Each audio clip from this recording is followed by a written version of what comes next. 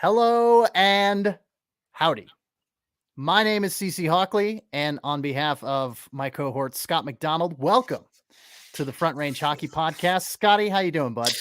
Doing well, man. It's been a week from hell. We kind of talked about it a little bit. You and I just getting busy at work, and then obviously some unfortunate occurrences that have happened in everyone's life recently. It's very true, and we'll get to that here in a second. But first, just to introduce the podcast, this is episode number 11, airing on Thursday, March 25th, 2021. And Scott and I did talk a little bit before the podcast. He is first and foremost, Monday afternoon, Monday evening, as the whole nation knows, as the whole world knows. I mean, it was front page news on a lot of, Yahoo and a ton of other sites. So pretty much everybody knows that 10 people, including a police officer, a Boulder police officer, were killed at a King Soopers in the Table Mesa area of Boulder on Monday. And Scott, like you said, we were both busy. I was busy on Monday, and it didn't really affect me until Tuesday morning. But I mean, once the busyness subsides and you really let it soak in, and Scott, just talk about what you were telling me before the show. I mean, you went to see you, and just the floor's yours, man. Yeah. Obviously, like first and foremost, like hearts go out to the victims, and it hits close to home for me being a CU Boulder alum, and I lived across the street from that King Supers where that happened, and that's I went on a weekly basis to go grocery shopping there. Love that store. You get to know some of the employees that work there. Luckily for me, I suppose, none of I didn't know any of the victims. But still, it's unfortunate these things are happening, more often, in our lives. And it's so goddamn random. Like it's at a little tiny, King Supers, and not even like, the big suburban area of Boulders, and like kind of just like it's out there in Boulder. And at 2:30 on a Monday afternoon, like it can happen to anybody, and it's unfortunate that we have to be wary of that all the time. And it's sad. It's again hits home for a lot of us Coloradans, and especially my fellow Boulderites and CU Boulder alum and students that work there. And it's sad. And again, hearts go out to the victims, and we hope this comes to an end. But it's this is the world we live in these days, and it happens more frequently, sadly. But yeah, that's all I had to say about that. Just wanted to acknowledge it, that our hearts are out there, and Yeah. it's unfortunate. It's 10 people. That's quite a bit. Yeah. Yeah, and I mean varying age groups. I mean, from early 20s to late 50s, early 60s, from what I remember. And so, yeah, I mean, it's right in our backyard. I mean, like you said, Scott, that's where you used to shop when you were in college. So, I mean, it's surreal. That Thornton shooting that happened a few years ago happened at it was before I moved here, but it happened at the Thornton Walmart that I shop at.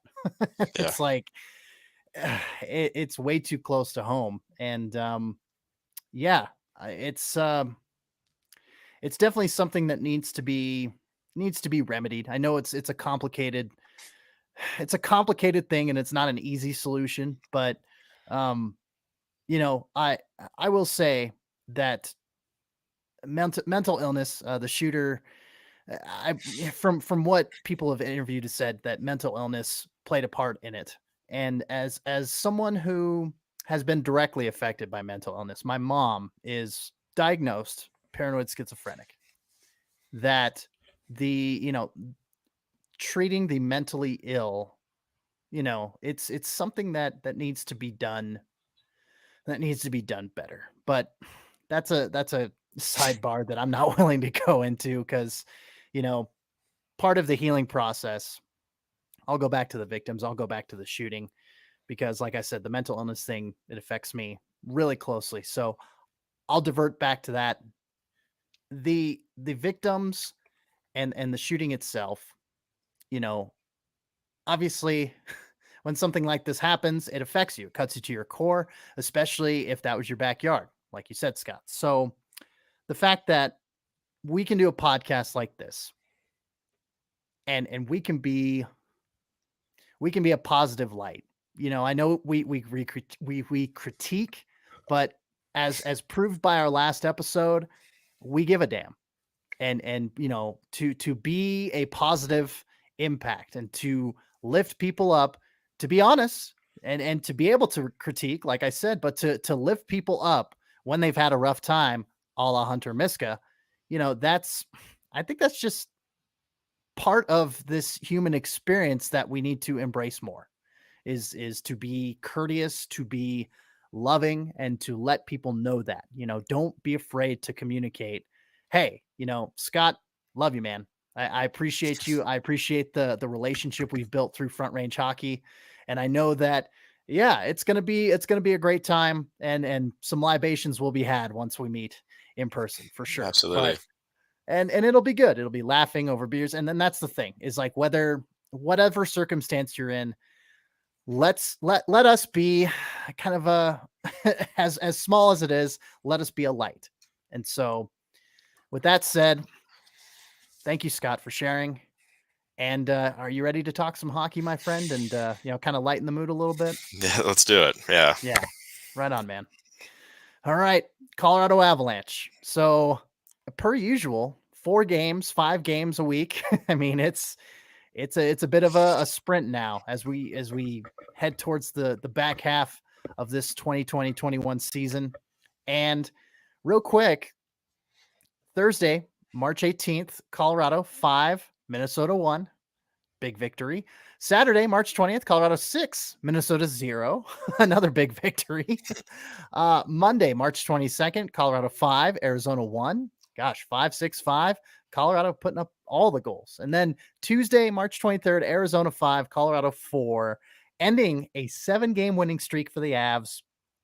And who was in goal? But the recent acquisition for the Avalanche from Saturday, March 20th, and that's Jonas Johansson, the former Buffalo Sabres prospect that was picked up by the Avs with a 2021 6th round pick. I think that's a pretty good return, because normally 6th round picks don't really pan out. I mean, maybe ECHL, AHL level, but by and large, they don't really pan out at the NHL level. So obviously a lot of ground, a lot of scoring, a lot of success, and you get a point. I mean, Arizona came back, if I'm not mistaken, correct?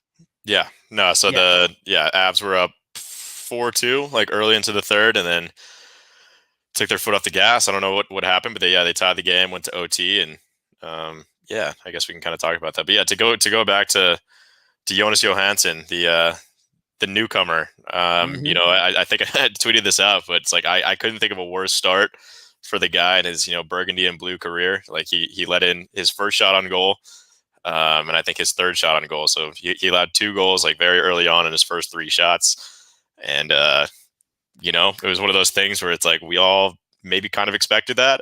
Sure. I will say I bet the over on that game, because I knew what Johansson's track record has been, and I safe to say I won that bet. But yeah, I mean, just to discuss the trade a little bit, it's a puzzling one. It's a questionable one in my mind. And it's like in Joe we trust, and Joe Sakic we trust. Like, he's never steered us wrong.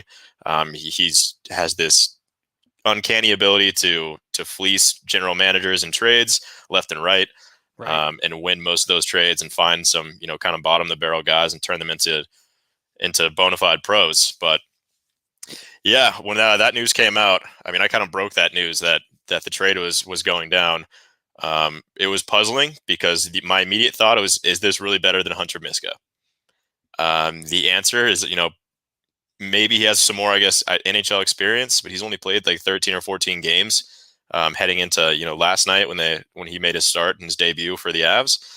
But very, very similar numbers. He has not really had much success at any level that he's played in, whether it's in, back home in Sweden or the ECHL, AHL. He was an AHL All-Star last year, but that was kind of a, outlier of a year, I suppose, because, every other stat line around that year was pretty sub-average. And you could say it's like, well, look, he's from the Buffalo Sabres organization, where everyone's kind of trash and no one's very good.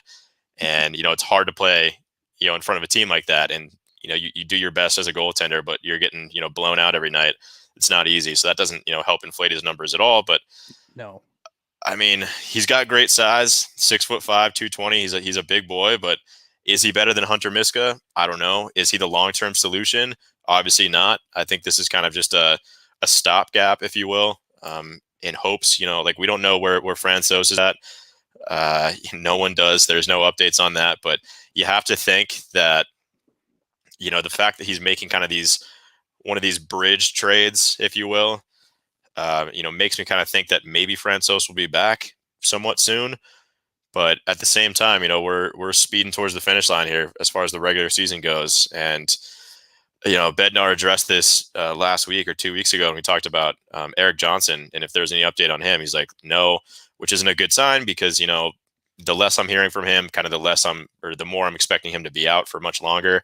And even if he is like ready to come back in 2 weeks, it's like there's that conditioning factor that we need to we need to add 2 to 3 weeks to that for them to get into game shape. So if Francouz is ready, by May 15th or, April 15th, middle of April, whatever it is, you got to add another 2 or 3 weeks on top of that he hasn't even touched an ice surface, since the season started. So at that point, you're right up against the playoffs. And then do you really want to start, do you want a Pavel Francouz playing backup goaltender in the Stanley Cup playoffs when he hasn't played, 2 games this season and hasn't played since, for over a year? It's the same complaint we had about Hunter Miska and how, he was not playing very well at the NHL level, but give the guy a break. He hadn't played since February of 2020 when the season got canceled because of COVID, when all that stuff started. So yeah, it's a tough call. It's a questionable call. I don't know if Francouz is going to be the guy for the rest of the season. I don't expect to see him at all this season, just based on what I know and what some of the indicators that I'm seeing, which makes this Jonas Johansson deal a little bit more puzzling and questionable as to why they picked this guy. And I get it. I think it's probably a cheap alternative for him. A 6th round pick is like giving up nothing, but you get what you paid for, and you're giving up a 6th round pick to the Buffalo Sabres, who are the worst team in the NHL by far. Where I think they've lost like 13, 14, 15 games in a row or something. It was what I last saw. Yeah, it's they're I mean, they're L10. They're 10 last 10 games 0 and 10. NHL.com. 9-1, and it says the streak is they've lost their last 6, but I'm sure that's just regulation losses. But yeah, Buffalo 6-20-4. That's a .267 points percentage for those keeping track at home. Not good, Bob. Not good. Not at all. So again, it's unless his name is Jack Eichel, he's not really. You don't really want anyone off the Buffalo Sabres. They don't play very well, and maybe I don't know. I don't know what to say about the backup goaltending situation, but let's just hope Grubauer stays healthy. That's what everyone's knocking on wood and crossing their fingers and, praying to the hockey gods every day that he stays healthy because, he's a Vezina Trophy winner, at the halfway point of the season right now. And he's going to be the one that's going to have to, load the team on his back and carry them through the playoffs. And for that to happen, he needs to be healthy. So, right. Yeah. The article I wrote for Full Press, it says, Johansson joins Avs, Grubauer getting some backup with a question mark at the end. Question mark? I'm running. It's a fair question. Yeah. Well, and when I was in the ECHL covering the league and the Idaho Steelheads, back in my former market, Jonas Johansson showed out. And I want to say 17-18, like he had a really good season with the Cincinnati Cyclones. And in Rochester, he had a really good season as well. In the AHL, I want to say 1 or 2 seasons ago now. And so like he keeps bumping up and he keeps, succeeding at those levels. But yeah, I kind of questioned that in the article. I'm like, well, what does Johansson bring to the table? And so it says, while he's had that success at the AHL and the ECHL levels, his NHL numbers, like you said, it's kind of a push with Hunter Miska. 1-8-2 record, 3.39 goals against average, and a .888 save percentage. And I said sometimes a change of scenery does a goalie good, but can the Avalanche bank on Johansson turning that corner? And I just kind of left the question unanswered because no one knows. It's like yeah, you put the guy in his first game, and he's probably, working through some nerves and everything like that. And like you said, lets in that first shot on goal, lets in that third shot on goal. And, his numbers have been indicative of that, unfortunately. And so, yeah, we'll get to another question that I found intriguing about the goaltending situation and still being on the trade market later on. But Scott, real quick before we move on to the Eagles, anything else about the Avalanche? I mean, I saw that Logan O'Connor and Dan Renouf rejoined the squad today. Did I read that correctly? No, so yesterday they played last night, Tuesday night. Yeah. Right. So Right. Okay. I mean, yeah, other than that, I mean, the Avs look great. Like, this is the team that, a lot of people dubbed the favorites, and we're starting to see some of that now as they're working their way back to being 100% healthy, getting some of that swagger and confidence back. They've it's in the last 8 games, just came off a 7-game win streak. They're now 7-0-1, and like 9-1-2 in their last, I don't know, whatever it is, but yeah, I mean, they're top 5 in just about every category that matters.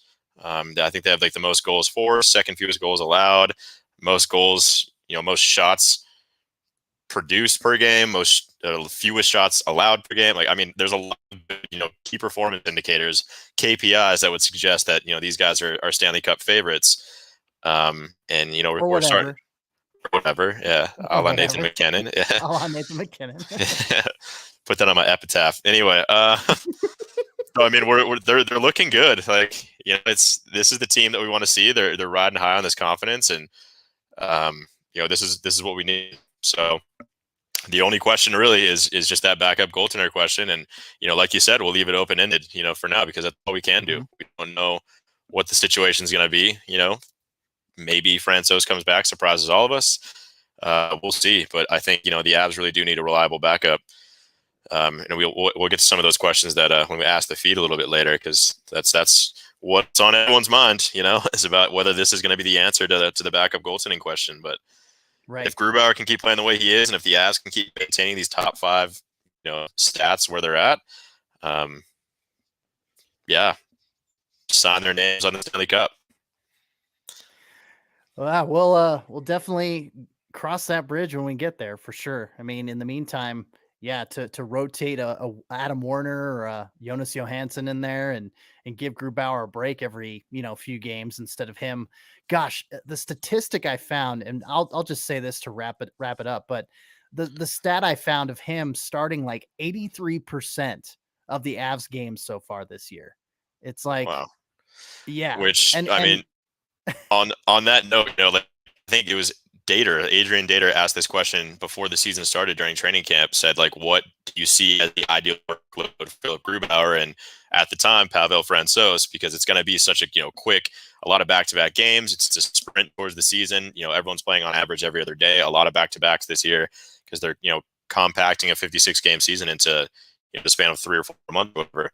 And Bednar at the time said like 65% would be like an ideal number for Philip Grubauer as far as starts go, and we're almost 20% over that cap, so we're not doing too well in that regard. But it's like ride with a hot hand, and he's playing with confidence. He's playing like a Vezina Trophy winning goaltender. That's great, but like all it takes is one sprawling save, one not very well rested groin, and your season is effectively over. It's like losing Nathan McKinnon. Like it'd be just a body blow and some to the team, and it would effectively end their season. So right. I guess we're all just, the only question we have for the Avalanche is just everyone's holding their breath, making sure he stays healthy, and if you have to loss every once in a while like you did last night, like the fact they got a point out of it is great, and the fact they went down 2-0 so early with a AHL borderline ECHL caliber goalie is great, because we call those scheduled losses in the industry where you start kind of these no-name guys just to give your starters a rest. So, you're not going to win all the games. If we get to the point where, I mean, this is going to be our backup goaltender, Jonas Johansson, then you throw him in once a week and, chalk that loss. But you got to make sure he's staying well rested as the season, winds down here and we head into the big part, the playoffs. Yep. Avalanche currently sits second behind the Vegas Golden Knights in the Honda West division this season. So, Yeah, we'll keep an eye on that and answer some questions from the feed later on in the show. But we're gonna take a quick. Well, we're gonna pause real quick because of it's gonna be a little weird maybe on the live YouTube feed, but to well, You only do we'll it for like keep a it second. going. Well, sure, yeah. We're gonna pay some bills, get some sponsors in. So if you're listening to this not live, then listen to the ads because Scott and I like to make some money on the side doing what we love here and covering hockey. So we'll pause for a second and we'll be right back. All right. And we're back from the other side of the advertisement. For those watching live, I hope you enjoyed that awkward 15-second pause. Not even, it was like 5 seconds. It wasn't even, it was like a second or two. Yeah. Gosh. Yeah. I was debating. I'm like, should we pause? And you're like, oh, just do it for the second. I'm like, oh, okay. Well, Yeah, anyway. it's all right. All right. Maybe we need to get like actual sponsors so we can, put that in there. I mean, they are actual sponsors. I mean, but like fancy beer sponsors, we could like, sip on some beers while we're recording these podcasts and then just have a little aside. Oh yeah, like so-and-so Yes. brewing company. Mm-hmm. But we'll get there. If there's any breweries out there that want to sponsor us, I mean, I'll give you the numbers and what we draw in for viewership, and we'll go from there. We'll talk. But anyway, I digress. Let's talk about the Colorado Eagles. So surprisingly, they did not play at all from our last episode. They had the weekend off. I mean, 4 games in 6 days will do that. So they got, let's see, 1, 2, 3, 4, 5, 6 days off. And now, as we record this on Wednesday night, they are going to be playing the Henderson Silver Knights. The final 3 games that they play them. Be a tough series. But it will be. Yes, it will be. The Pacific Division leading Henderson Silver Knights over there at the Orleans Arena in Las Vegas, where the old Las Vegas Wranglers of the ECHL used to play. Colorado hasn't played a professional team. The Eagles, rather, haven't played in that arena since 2014. So there you go. Back when the Eagles were in the ECHL and they played the Wranglers. Oh, fun fact. I had to look that up when they played Henderson here in Loveland. So anyway, that's going to be a tough matchup, but Colorado, the Eagles getting some reinforcements today. Jason Megna, Kiefer Sherwood, and Kyle Burrows, the former Bridgeport Sound Tigers captain himself. They have all rejoined the squad, reassigned to the Eagles, announced this afternoon. So, and interesting one that I saw. Someone pointed out on Twitter, and I'm not sure I'm reading the AHL transactions page correctly. Okay. But it does look like Connor Timmins was sent down to the Eagles as well. But I know that wasn't in the press release, nor did the Avs. Yeah. That's what I'm saying. So it says Connor Timmins loaned from Colorado NHL Taxi, added to Colorado Eagles. So, a little under the radar transaction there, because I don't believe I got an email from. Yeah, it's just those three guys. Yeah. So interesting, but I mean, it could just be. There it is. I see it now. Maybe like a paper transaction. I don't know. Get them off the payroll while the team's heading home or whatever it is, because they mentioned a lot of time that just kind of mess with the salary cap. So interesting situation, but another interesting situation to follow with regards to Connor Timmins is, does he get his spot back over Jacob McDonald? And I don't think so. I think I've said it a few times where my views on Connor Timmins' game this year, and it's been pretty lackluster for a majority of the time. Like, he's shown flashes of brilliance every once in a while, but Jacob McDonald, he's like a Logan O'Connor type, and it's interesting that. If I will say one thing about the development of the Colorado Eagles is, that they're kind of developing these spunky, all heart and effort kind of guys. Like, maybe it's not a highly skilled team. They're not going to wow you with the power play. Their power play is awful. They're not known for their scoring, their depth scoring, but they're developing some strong, just effortful individuals. And it starts with Logan O'Connor, and we all know, his story and the effort we see, night in and night out. And then now we're kind of seeing that from Jacob McDonald too, where, I mean, he's just going out there and he's giving it his all every single shift. And, players are commenting on it. Coach Bednar's commenting on it. He's played 15, 16, 17 games now in the NHL and has shown no signs of stopping and made some great plays. So yeah, it'll be interesting when Connor Timmins, if he did actually get sent down to the Eagles, I imagine it's a conditioning stint of some sort, and maybe they call him up and he replaces him or maybe not. But we'll see. To me, if I were head coach Bednar, I'm keeping Jacob McDonald in. Yeah, his numbers. I mean, we talked about that a little bit last episode, is that his numbers and what he produces for the Avalanche, and not necessarily on the score sheet, but just, in the just overall, just physical, like his presence. I'm like, what's the word? It's presence. There it is. Yeah, there it is. Just his overall presence on the ice. It just, he makes the team around him, better. He contributes as opposed to, well, I mean, what's the opposite of contributing? It's detracting from. So, I mean, it's not just contributing though. It's like, it's kind of a level above that, if you ask me, but yeah, no, I would agree, like completely, for sure. Whether it's just, I mean, the guy, to be fair, he's played a lot of forward and like defense, but he's really chipping in all areas of the ice. And, the guy's not afraid to shoot the puck. He's not afraid to go after the big boys in the NHL. And, that's, I guess, the biggest juxtaposition I've seen between Connor Timmins and Jacob McDonald. And the reason why I think Jacob McDonald should stay in the lineup, even when Connor Timmins is healthy, it's just that the confidence thing. Connor Timmins, to me, has always lacked that confidence, just kind of seems lost at times, doesn't know where he's supposed to be at in front of the net or in the corners, and coughs up the puck a lot, just kind of goes to his first read, which is what Bednar preaches. Like, he wants them to go for their first read and not overthink things. But I think he too quickly does that, whether he's afraid to like get hit or something, or really dig deep in the corners. It's like as soon as the puck touches his stick, he's either chipping it up the boards to nobody or making kind of an errant pass.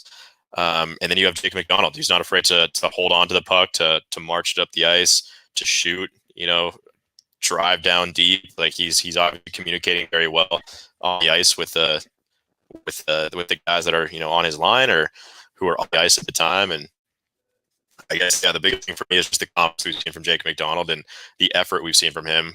And like what you were saying is like that he's contributing, but he's like going a step above contributing as well. Maybe he's not contributing on the stat sheet, but he's making a lot of very smart plays that are leading to. I mean, he's a plus 9 or plus 10, something like that. So maybe he's not on the stat sheet, but like he's on the ice during those important times, and he's obviously whether you believe in plus minus or not, like he's making a difference in that regard. He's on the ice more times when the Avalanche are scoring than when they're getting scored against. So yeah, it's a confidence thing. And Jacob McDonald's 28. He's older than a lot of the guys on the team, so he kind of has that veteran experience, even though he's only played 20 games in the NHL. But he's got that age, and he's played at every single level, so he kind of has that confidence in that, right? That Connor Timmins just kind of lacks and always has lacked, quite frankly, in my eyes. Yeah, it's it's amazing how much confidence is such a motivating thing when it comes to and not just motivating for the person who has it, obviously, but in regards to the cast around you. Like, when somebody's exuding that confidence, it's like, hey, this guy, he's a young guy. He's, an NHL, AHL fringe guy, taxi squad guy this year. And to exude that confidence and to be a good player in that confidence, not just, ill-placed confidence, to really have that and to let it rub off on the other guys around you. I mean, that's invaluable. That you can't put a price on that. And so to have that coming from Jacob McDonald, yeah, you'll take him over Connor Timmins for sure. So, and of course, with the taxi squad and everything, you're cycling guys back and forth, just to keep guys fresh this year, because, to leave guys in limbo, in purgatory there on the taxi squad and not to let them get game reps down with the Eagles or up with the Avs is, that's brutal. It's torture, and it's unfair to those guys. And I think it's unfair to just the development system for NHL teams in general. So to have Timmins get some reps with the Eagles, possibly, potentially, hopefully, I think that's going to be more of a benefit than anything, and to let Jacob McDonald stay up with the Avs and continue to show out like he is. So Yeah, absolutely. yeah. And another thing, I didn't touch on it at the beginning of the podcast, and you kind of softball pitched me, and I just totally spaced it. But yeah, so like yesterday, big move, for us as the president of his fan club, and as a lot of people on Twitter will agree. It looks like Jared Bednar is finally giving Logan O'Connor his chance to steal JT Compher's spot. And someone asked him, after the game, it's like, wow, so it looks like you healthy scratched JT Compher and put Logan O'Connor in. He's like, yeah, like essentially said, like, I'm giving the kid a shot. Like JT Compher, like obviously was injured there for a little bit, some time, came back, played pretty well. But the last couple of games, he just like, it hasn't been there. And, we've seen nothing but good things from Logan O'Connor. So we figured maybe it's time to give this kid a shot. And, he did also mention it's like, it's a back-to-back game. We want to get some fresh legs. Kind of sound like him a few games to really steal the job from JT Compher, at least use them maybe 50-50 interchangeably. But I think a lot of fans are getting their wish on social media that it looks like it might be Logan O'Connor's time to shine. So exciting. Yeah. Big things coming from like the Eagles organization that are really stepping in and contributing. Like It's yeah, it's definitely not something you're complaining about, am I right? No. Yeah, exactly. Like those are like two of my guys. I got to know them pretty well last year covering them. So to see Logan O'Connor and Jacob McDonald, really excelling and really contributing and, finally earning the respect that I think they've deserved for a couple of years now it's pretty awesome. Yeah. And to segue back to the Eagles, obviously, like I said, as we're recording this on Wednesday night, they go to Nevada. They play Henderson tonight as we're recording Wednesday, March 24th, but also Friday, March 26th and Saturday, March 27th. So Henderson 13-2-0, having a hell of an inaugural season there in the desert and in the Pacific Division. Like I said, leading that Pacific Division. Kind of a big surprise. Bakersfield, like I said, they started the season 0-5. They are now 10-6. So starting at 0-5 and then going 10-1 in those games. So, well, they have a shootout loss as well. So 10-1-1. But yeah, Bakersfield second, San Diego third, 10-10-0, and Colorado in fourth place, 6-6-2, and their point percentage of 500. So fourth place Colorado against the first place Henderson Silver Knights this week. And yeah, we'll see how that shakes out. But last but not least, well, at least in on ice coverage, we'll get to asking the feed after this. So the last but not least in the three hockey segments, we have the Avs, we have the Eagles, now we have Colorado Collegiate Hockey, and we have a lot of Colorado College hockey news to report on. I mean, Scott, but first, okay, I'll defer to Scott first because I'm getting excited because, of course, me living in Colorado Springs, growing up there, I'm always excited to cover Colorado College hockey. But Scott, you've covered them last season, and you've got a little bit of an update. You mentioned, you're like, hey, they might make the NCAA tournament, even though they didn't get extremely far in the, NCHC tournament there, losing North Dakota and everything. Alas, it was not to be. Yeah, that's a real bummer. We really thought, and a lot of people thought, just from what I read, that maybe there's sub 500 during the regular season, but they really made a push. Upsetting Omaha, Nebraska, and then almost coming this close to upsetting North Dakota, who's the number one seed, heading into the tournament, and the number one seed in the NCHC for the entire year. So had they gotten that upset, I think there would have been no doubt about it that they probably would have made the tournament. But alas, yeah, like you said, they didn't make the cut, which is fair. I get it's kind of just a hopeful shot in the dark to suggest that they might make it, but it's unfortunate. It's the first time since 2007 they haven't made it. So what is that, like 14 years, which is wild. So that just shows you like how down of a year it was for those guys. And they're beat up. There's a lot of injuries. They lost a lot of key seniors. It was a younger team. There's a lot of excuses that we could kind of lay out.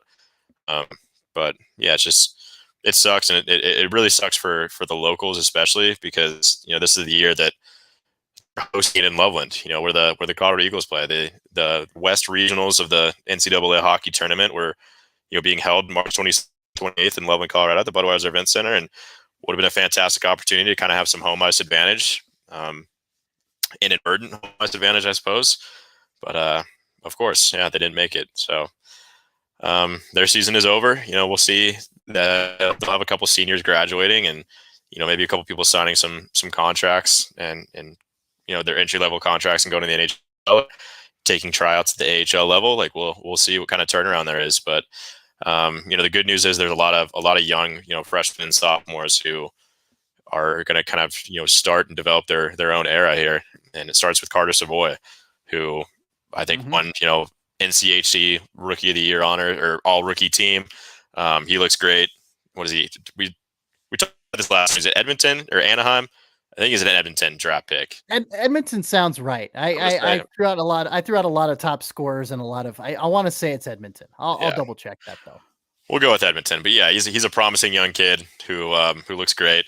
He scored the only goal in that game against North Dakota, and it was almost the game winner. They almost won 1-0, but with 9 seconds left, North Dakota tied it, and then obviously they lost in OT. But yeah, don't hang your head too much on this year if you're a DU Pioneers listener or fan. It was a down year. It doesn't happen very often. First time since 2007 it's happened. Just kind of a lot of excuses, if you want to call them that, but it was a lot of turnaround and a lot of injuries to key guys throughout the way that really just doomed them from the get-go. And they did their best and almost made an effortful, heartful push there at the end, but couldn't get it done, and their season's over. Yeah, but like you said, Savoy looking to the future. Edmonton draft pick. I double checked it just now. Nice. So yes, there is some light on the horizon, some hope on the horizon for the DU hockey program. So Colorado College, hard reset, hard reboot. Friday after we recorded, of course, the night after we recorded, as what tends to happen, there's always seemingly some news that breaks after we record. Mark Haviland on Friday, March 19th, talked with the athletic director, and as this press release says here, that they reached a mutual agreement to part ways. He has decided to move on from his position as the head hockey coach of the Colorado College men's ice hockey program. Haviland compiled a 67, 153, and 22 record in 7 seasons at Colorado College, including a 35, 111, and 20 mark in the National Collegiate Hockey Conference play. So there's that. And the Tigers ended 2020-21 with a 4-17-2 record. Not a big surprise here. Haviland saying, "All right, I get the picture. I'm gonna head out. Catch you guys later." Yeah. So, yep, Colorado College. It also said that they are immediately looking for a new head coach. So a bit of a reset, bit of a reboot. I mean, not a bit. I just said hard. So yeah, we're smashing down the button with the coach starting over. At least the team isn't starting over. You still got, players going there and everything like that. So speaking of players for Colorado College, former players, we have a PTO signing for Zach Berzola, signing a professional tryout with the Hartford Wolfpack today. So congrats to him. He's going to be getting some playing time with Hartford. Gosh, and I've already forgotten the other player that signed a PTO from last week's episode. I'm going to have to look that up real quick. But yeah, Berzola, after having a pretty good season for Colorado College, now he's off to go play with Hartford, and good for him. Yeah, especially at the AHL level, getting some reps in there. It's going to be good for him. So Joshua Slavin, that was the other one, signing a ATO with the Ice Hogs, and not the only Colorado College player with the Ice Hogs. You've also got Chris Slavin. Boy, I combined both their names. I was looking at You ever look at one thing and you're thinking another, but Dude, you all say the what you're time. looking at? Oh yeah. Oh yeah, that's exactly Yeah, what happened. on a How daily about basis for sure. how about Chris Wilke, former Colorado College right winger Chris Wilke, totally showing out for the Rockford IceHogs. His last game for Rockford against Iowa on March 22nd, 2 goals, 1 assist for, of course, 3 total points. So had himself a bit of a game against Iowa there, but he also leads the AHL in shorthanded goals with 3 and shorthanded points with 3. But he also, let's see here, there's another statistic that I wanted. His shooting percentage, 6 goals on 18 shots, 33.3% shooting percentage. That's second amongst rookies. Only Gabe Fortier of the Syracuse Crunch with 4 goals on 10 shots, 40%, is ahead of him in regards to rookie shooting percentage. So Chris Wilke, Colorado College product, take a bow, my friend. You're doing Ooh, very well. Yep, almost dropped the phone there. I just got excited about that. Yeah. Got excited about Chris Wilke. But like I said, Colorado College, getting some guys on PTOs and Slavin with Rockford we mentioned last episode. I'm having a brain fart here again. Berzola, thank you. CC's brain work, please. So Berzola with the PTO this week with Hartford and Chris Wilke showing out. So good news there on that front. And Air Force hockey, we'll follow up with the patron saint of the Air Force goaltending production line. We'll put that in there. Sure. But Billy Christopoulos, sure, we'll run with it. Like we mentioned last episode, signed that PTO with Hershey after spending some time with Henderson, didn't get on the ice, has yet to get on the ice for Hershey as well. So you've got these big, kind of dark salmon colored bars on his hockey DB page this season with Henderson and Hershey, but they're blank because he hasn't seen any ice time with them yet. So stay tuned. Maybe he'll get an AHL shot after playing more than a few games with Indy this year.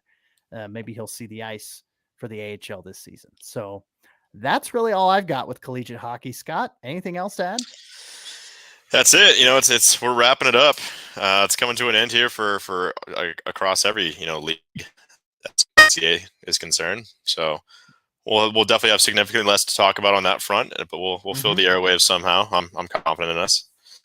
Yeah. I mean, there's always, like I said, there's alumni, guys signing PTOs.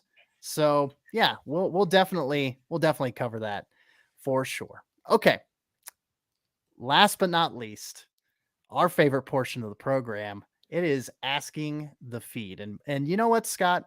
I would really like some seg music.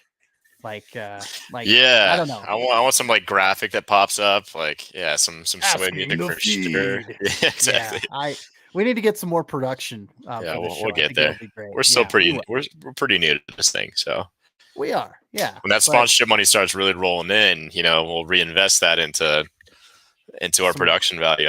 Graphic design and production, absolutely. Mm-hmm. I mean, we're gonna keep the logo. I mean, JV Justin Vision. Oh yeah, I have no problem with the logo. Yeah, he did a great job with the logo. I'm going to shout him out every chance I get because, it's a badass logo. Anyway, asking the feed. First question from earlier today. It comes from, let's see here. I got to scroll down here on Twitter because I didn't post them into the outline. Joseph Wills, NHL Carolina Hurricanes correspondent for Full Press Hockey.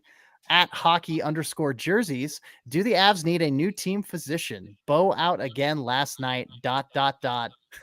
Boy, Scott, if we had a nickel or a dime for every time we've heard this, Avs new team physician, injuries. Rah.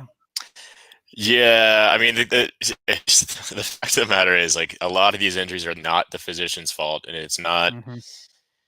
Again, it's whether they're taking a puck to the skate or, getting absolutely laid out and head hits the ice, head hits the boards, they get a concussion, things like that. The trainers can't do anything about that. This isn't a matter of, physical fitness or, they're not hitting the massage table enough or they're not stretching them out properly. The team physicians really kind of have a very hands-off kind of, it's not like, basketball or football where these guys are getting taped up every single game.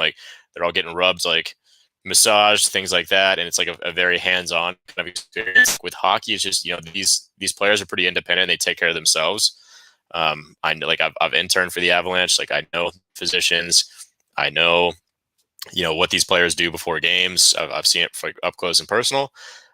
They stretch out themselves. They tape up themselves. They kind of do their own thing. Put their headphones in and go play with the soccer ball, whatever it is. The physicians are kind of just for the X-ray room if they need it, or do other kind of just general things, I guess, like repair cuts on if they need stitches, things like that.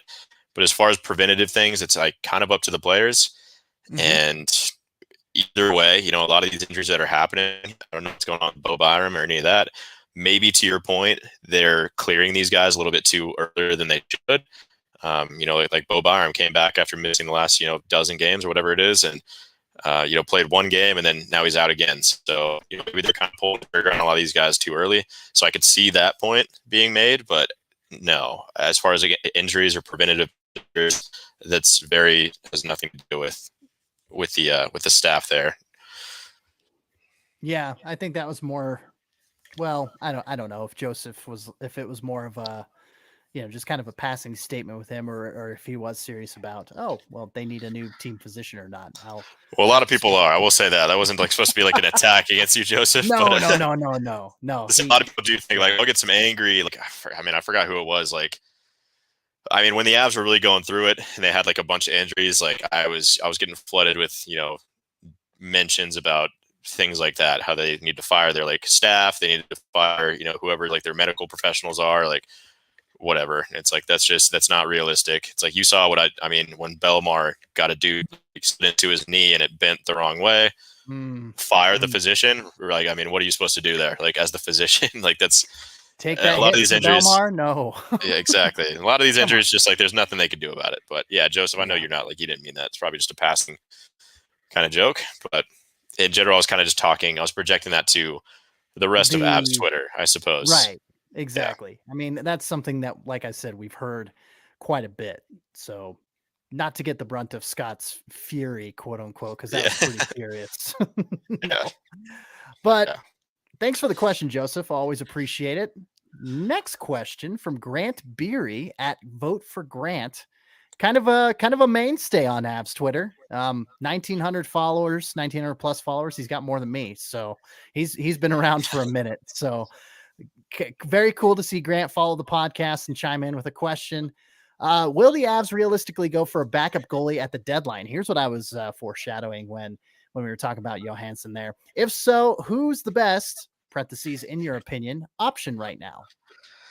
And this is tough because we tried to do a little conjecture and everything, and it's a weird year for it, for sure. And okay, first, Scott, do you think the Avs, even with the acquisition of Johansson, do you think they're still in the market for a backup goaltender? Yeah, again, that's like the puzzling thing. That's like I don't see him being the long-term solution. And maybe Francouz is coming back, maybe he's not. I don't know, but I think maybe they are in the market if like it does end up being like the Avs are a very competitive team, and Johansson goes out there 2, 3, 4 times and is getting just absolutely wrecked every time. And I think absolutely we're sending him down to like the AHL or ECHL even maybe, and we're gonna like go actually try to acquire someone that's gonna help us make a push in the playoffs and to the playoffs. So yeah, I'm sure they're probably always in the market. Just like maybe they pulled the trigger a little bit early on Johansson, but it's not fair for me to like judge because it's been one game. But that one game went exactly how I think me and 99% of Avalanche fans probably expected it to go, and that just can't be that can't be your backup goalie in the postseason. Like that's just that's impossible. So we'll see. Yeah, they're probably in the market. They're probably always in their research, but who knows?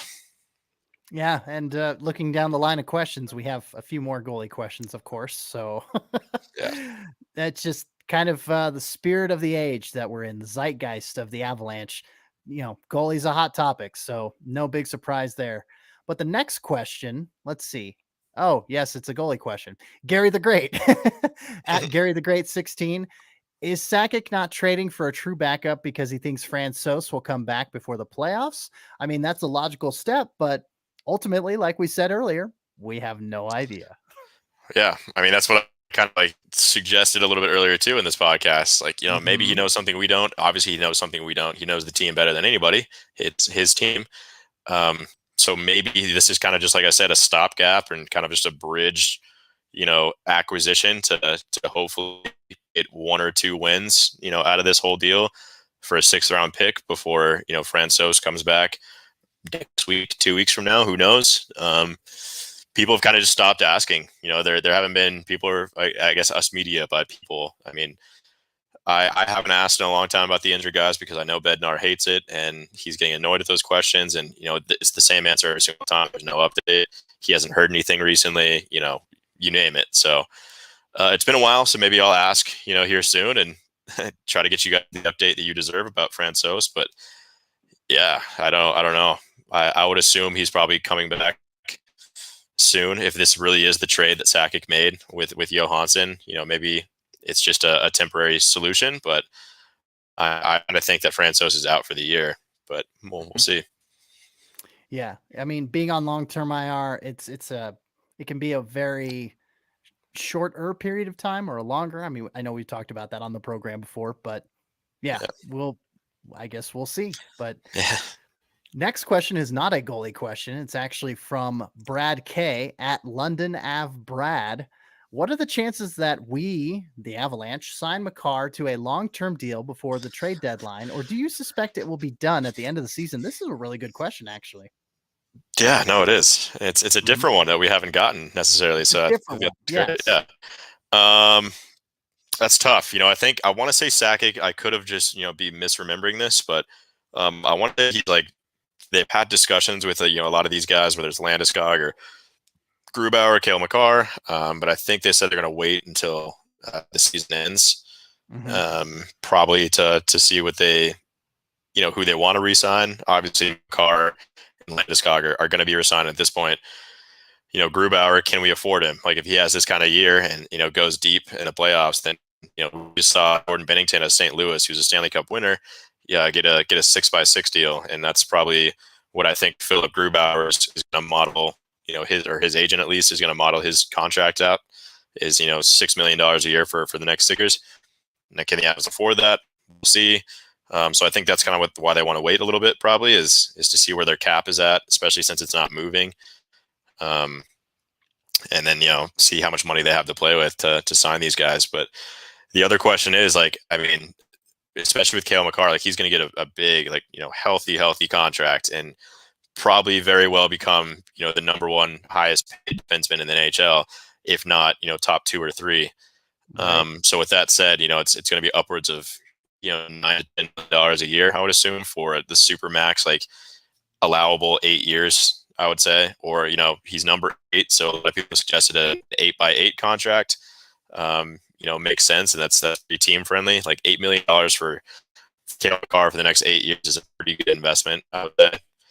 But a lot of people think that maybe the Avs can afford that. They'll wait until the cap floor gets raised again, ceiling rather gets raised, and maybe he signed a 1x5 or 6 just to get us through the 21-22 season. We'll see. So I think those are all questions that are probably flooding the brain of Joe Sakic, and he's trying to crunch all these numbers and see how he can work around it. But I don't think anything's done mid-season. For sure, I'm pretty confident saying that.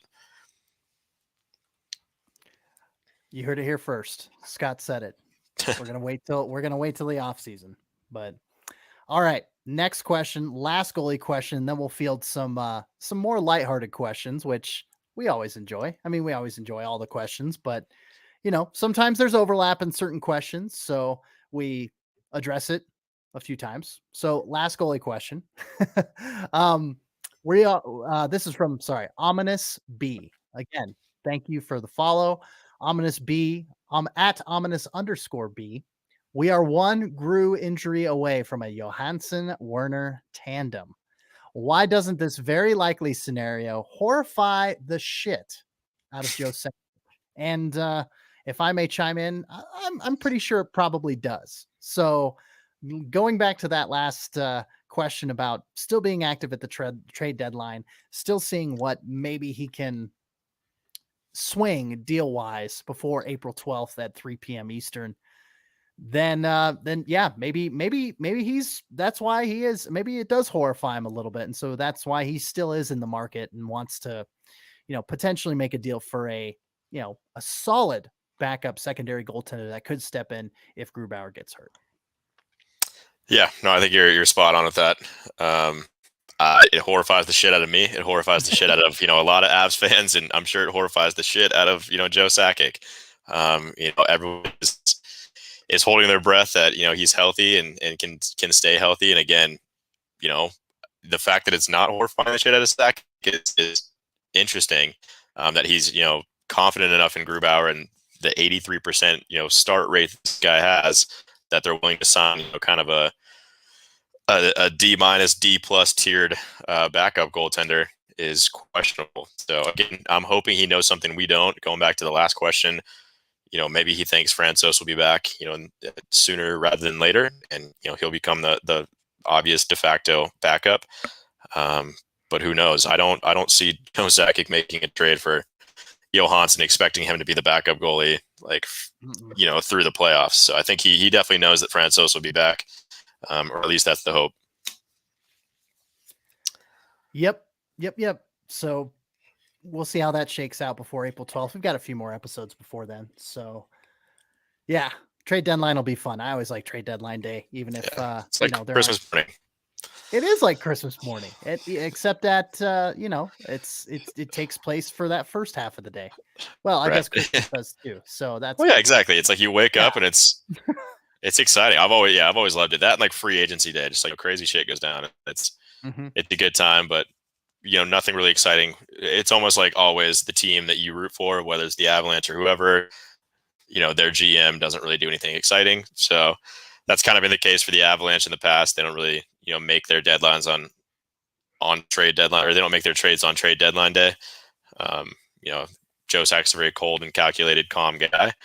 So he likes to do his research and not, the price is driven up significantly on trade deadline day. It's the last day that you can make these trades, and a lot of teams are desperate and kind of just like upping their offer, like in a bidding kind of fashion. And, Sakic's smart to kind of not take that bait, even though he does have the assets to play with. So we'll see what happens. Always interesting. Like you said, I dig that Christmas morning analogy. So we'll go with that.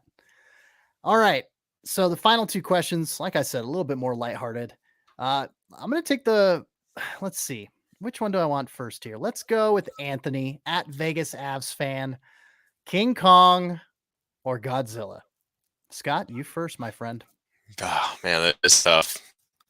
I mean, I would say Godzilla's badass. I would definitely go Godzilla, but I did love the King Kong movie. The original, like whenever that was, like early 2000s, maybe, like with Jack Black and like the live action King Kong. Mid 2000s, yeah. I want to say yeah, like 05, 06. 07. I'm gonna go look it up now. Yeah, keep talking. So that was badass. I don't think you'd beat Godzilla. And if you're asking if they're like in a fight, which one would win? Probably Godzilla, I would say. Yeah, I'm going Godzilla all the way. Yeah, Godzilla. He's got those. I think he can like shoot like. So he has like a flamethrower from his mouth, right? Like freaking laser beams from his mouth. Yeah, lasers. Yeah. Laser beams. Sharks with laser beams on their head. Without going too far down the Austin Powers rabbit hole. Yeah. I'm going to say Godzilla because, the freaking laser beams like I talked about. But I mean, King Kong, he's a big, formidable gorilla. So it'll be at least you have a good fight ahead of you if you're going to go see that movie. A battle of wits. Battle of wits and a battle of strength, no doubt. So, all right, next, final question. Not just the next question, but the final question of the night. Gil Mainklang. At Gil Mainklang. I can say their name without stumbling over my words now. So he's a regular now at this point. Yeah, definitely. So thank you for this question. It's a good one. We like the ones that aren't specifically related. to break up the monotony of, just to have a little fun. I mean, obviously we're equipped and we enjoy answering the on ice questions and off ice questions of the current Avalanche roster. But here we go. Excluding Patrick Waugh, who or what they say what, but I said who are the top 3 Avs goalies of all time. And if we're just focusing on the Colorado Avalanche iteration of the Quebec/Colorado organization, let's focus on Colorado the past 25 years. Scott, you can look on HoppyDB. What's that? Did he say goalies or? He did. He said top 3 goalies that are not named. Oh, I thought it was top 3 Avs. Damn, I wasn't prepared for that. All right. No, I can go. I've got HockeyDB pulled up. I've mulled this over. Go so for it. If you want to jump on there and take a look and see, I want to see if I can do it off the dome. Ah, okay. That's admirable. I like that. Okay. Well, we'll see. So first and foremost, Varlamov. I mean, I'm gonna say him. Mine. Honestly, we could just tag team this together. I think we're probably gonna say more or less the same thing. But yeah, that was definitely gonna be on my list. I would say Varlamov. Just for the number of years he's been here, and he set some records in the Burgundy and Blue. He did. The next one I'm gonna say is I'm trying not to go just on games played in goal, but the first 2 kind of fall into that category. And I'm gonna say Peter Budaj. Okay. Yeah, and I'm gonna take this question as body of work with the Avs, not total for their career. So Patrick Waugh, Peter Budaj, and then I'm gonna go a little, well, maybe not off track here, but I mean it's pretty obvious. The third one's Philip Grubauer. Yeah, I mean, we'll see if he can keep up this torrid pace he's on. Yeah, I would put him in there too. But man, I like your list. I would say more or less like what I would say, but I like David Abisher back in the day. Hey, that was when I was really starting to get into hockey, and he was he was like the Avs goalie, and used to play. I can't even tell you NHL hits 2003 or whatever it was, with friends and. It was always Abisher in goal, and yeah, I would say him. Never really watched him play in person or on TV, but when I would play in video games with the Avalanche, so I couldn't even tell you what his record is or if he's even halfway decent as an Avalanche goaltender. But sure, I would say just for childhood memory's sake, David Abisher. But yeah, that's on my list, I guess. So you'd go Abisher instead of Budaj? Probably. Okay. Yeah. Some other guys that you could have thrown in there, and I would have thought that they were viable answers. Jose Anderson? Theodore, yeah, Craig Anderson. I almost said Craig Anderson, but I don't know. Cal Pickard played 86 games from 14 to 17. Those were he's not good. No, I'm just looking at games played now. But you could have also went. Wait, well, deep. Give me some Abisher stats. What is he even on there? Did I fuck that up? Abisher stats? Yeah. What is numbers are there? His numbers. Well, he played. Watch him not even play for the Avalanche. I'm just making this up. No, he played for the Avs. He backed up Patrick Waugh before he retired. That's right. Yeah. So I mean, his numbers are pretty respectable, man. Yeah, he played for the Avs for 5 seasons, rather. Okay. Let me see here. Okay. Yeah, I mean, you're looking at 0.903 save percentage, 0.931 save percentage, 0.916, 0.924, and then 0.900. Okay. He posted 32, 19, and 9 in 03, 04, and then he also posted 25, 14, and 2 in 05, 06. So not terrible. Yeah, and he played 62 games in 03, 04. 62 games. Wow. Yeah. I mean, that's probably, what, to put that in perspective, that's, I don't know, is that that's not close to 83%, but, if we were playing in a regular 82 game season, Philip Grubauer is getting pretty damn close to that number. Yeah. Yeah, and the last person, I mean, last season, the only person I could compare Grubauer to was Carey Price. Carey Price played 81% of the Montreal Canadiens games last year, and no doubt that's why they went and picked up Jake Allen in free agency to give that man a break. So, well, hey, we've gone over the hour mark again, but it's been all killer, no filler, my friends. So, thanks for tuning in to Front Range Hockey, episode 11. We're winding down on the downslope. Here's our outro. Don't forget to follow our show on pretty well any major podcast platform. That's Google, Apple, Stitcher, Spotify, you name it. We're probably on it. And please give our Twitter account a follow. As you can see, our handle below on the scrolling ticker at Front RNG Hockey if you're just listening and not actually viewing the program. And Scott, I'll punt it over to you real quick. Where can people find your work and find you talking about Colorado hockey? Sure. Well, you can find my work at Colorado Hockey Now. I post there a few times a week alongside Adrian Dater, doing the best we can to bring you guys content every single day, and we do for the low price. It's like $3 a month or $29.99 a year. It's a pretty damn good deal. And if you guys follow Adrian Dater on Twitter, he does pretty much on a weekly basis, kind of like giveaways or 33% off, half off, whatever it might be. So give him a follow, give me a follow. On that note, my Twitter handle is right here if you're watching the video podcast. It is at @offscottfree. That's at 0FF I'm annoying on Twitter. I post a lot, and it's mostly about Avalanche hockey. It's actually all about Avalanche hockey.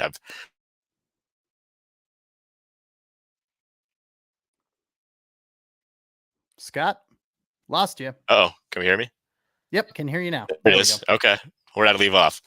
I talk a lot about hockey on Twitter. I try to leave, all the opinions and social life stuff off of it. But, occasionally you can catch a glimpse of what I'm doing on there. But yeah, it's all things Avalanche, Eagles, DU Pioneers, whatever I feel like talking about that day is going to be on my Twitter handle. So give me a follow. There you go. And once again, my name is CC Hawkley. You can find my written work at Full Press Hockey. That's www.fullpresshockey.com. Pretty straightforward. Check out this and a ton of other great hockey podcasts, plus other great sports programs on the Full Press Radio Network, which we are a part of course, at www.fullpresscoverage.com. You just click on that podcasts button, and then you got a little drop-down menu. So check that out.